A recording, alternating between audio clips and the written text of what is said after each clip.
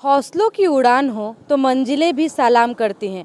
जब सेना के जवान मैदान में उतरते हैं तो खुद जीत उनके हाथ मिलाती है। नमस्कार, आप देख रहे हैं न्यूज़ भारत। मैं ज्योति। इस वक्त मौजूद हूँ मैं रानी डांगा के एसएसबी कैंप में। खिलाड़ियों की नई ऊंचाइयों को छू रही है। मानो कि ये गुब्बारे ये संदेश दे रहे हैं कि हमारे सपने भी इतने ही ऊंचे, हमारी इच्छा शक्ति इतनी अलग अलग करतब दिखाकर, जिसमें क्रॉसिंग, स्विंग, फॉरवर्ड, रिवर्स की जटिल क्रिया शामिल है।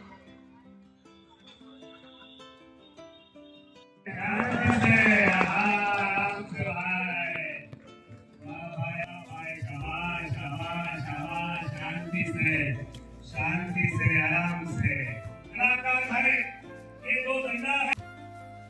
शास्त्र सीमा बल की एक शानदार खेल पहल ने लिया आज से आगाज। आज से सिलीगुड़ी के तीस्ता मैदान में शुरू हो गई है अंतर सीमांत फुटबॉल चैंपियनशिप 2025। एक ऐसा आयोजन जहां 4 दिनों तक मैदानों पर दिखेगा रोमांच, रफ्तार और जज्बे का अद्भुत नजारा।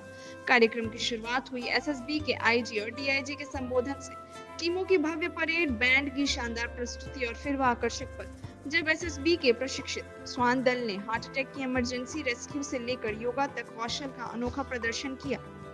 इसके बाद नासिक से आई विशेष टीम ने बालों और दांतों की पकड़ से वाहन खींचकर कला और ताकत का ऐसा संगम दिखाया कि पूरा मैदान तालियों से गूंज उठा।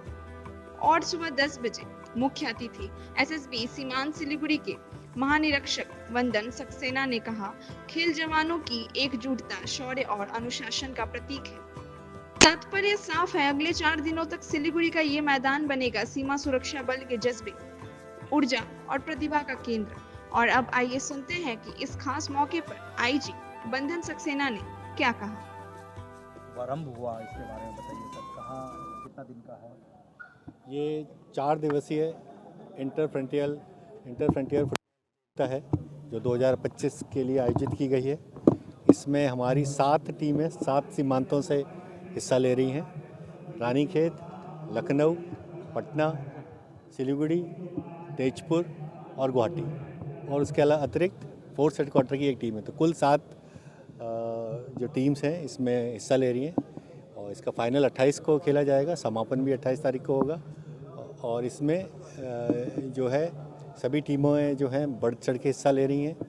2 मैचेस आज सुबह हो चुके हैं और आने वाले समय में भी मैचेस होते रहेंगे और हम उम्मीद करते हैं कि बहुत अच्छी प्रतिस्पर्धा होगी और खेल को खेल की भावना से खेला जाएगा। आयोजन करने की मुख्य उद्देश्य क्या है?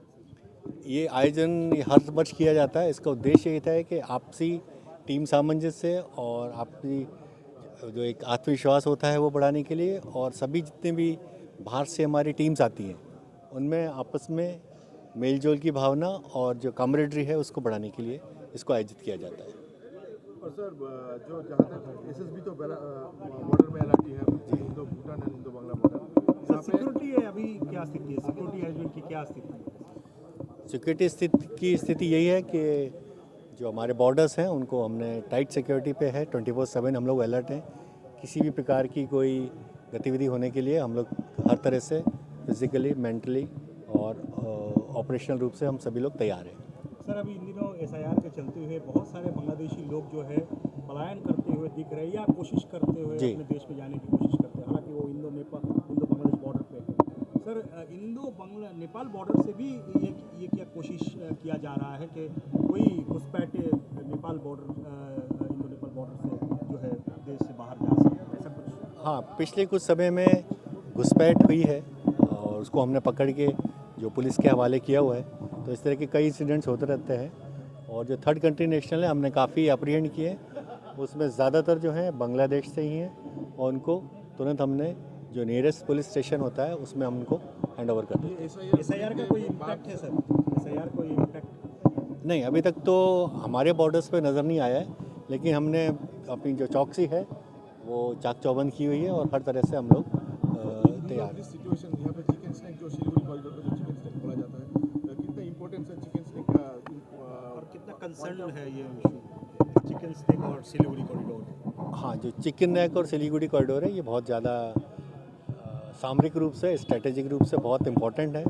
इसके लिए जितनी भी एजेंसीज़ हैं जो भी यहाँ पर डिप्लॉयड हैं वो सभी इसके लिए सेंसिटाइज हैं और क्या एक्शन लेना है उस पर कार्रवाई करती रहती है। और बीच बीच में इसमें हमारी सभी की कोऑर्डिनेशन मीटिंग होती रहती है कि इस पर आगे किस प्रकार से बढ़ा जाए।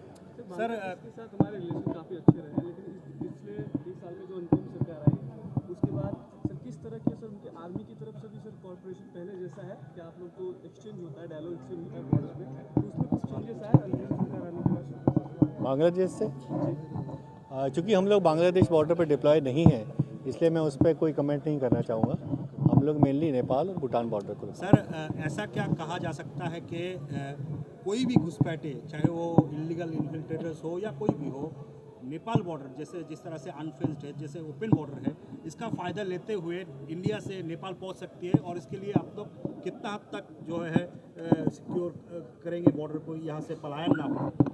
हाँ, जैसा कि मैंने बताया कि इस तरह की पॉसिबिलिटी रहती है कि दोनों तरफ से एंट्री या एग्ज़िट किया जा सके, लेकिन हम लोग जो हैं हमने चौकसी बढ़ाई हुई जैसे हमने पहले से बताया आपको। तो हमारे फील्ड में जो टीम्स डिप्लॉयड हैं, बीच बीच में हमारे सीनियर ऑफिसर्स भी वहाँ पे विज़िट करके सुरक्षा सिचुएशन का जायज़ा लेते रहते हैं और अपने जवानों को हम लोग हाईली मोटिवेट और ब्रीफ करते रहते हैं कि किस प्रकार से किसी भी सिचुएशन को कैसे डील किया जाए। अभी तक कोई इंसिडेंट हुआ है सर इस तरह का जो बांग्लादेश से इंडिया में आए थे, बांग्लादेश से इलीगली और नेपाल बॉर्डर से जाने की कोशिश किया हो? नहीं, इस प्रकार का कोई अभी रिपोर्टेशन इंसिडेंट के बाद जो अभी का जो सिचुएशन है उसमें आप लोग चौकन हैं और सेंसिटाइज किया गया है। बिल्कुल सर अभी चलते हैं सर।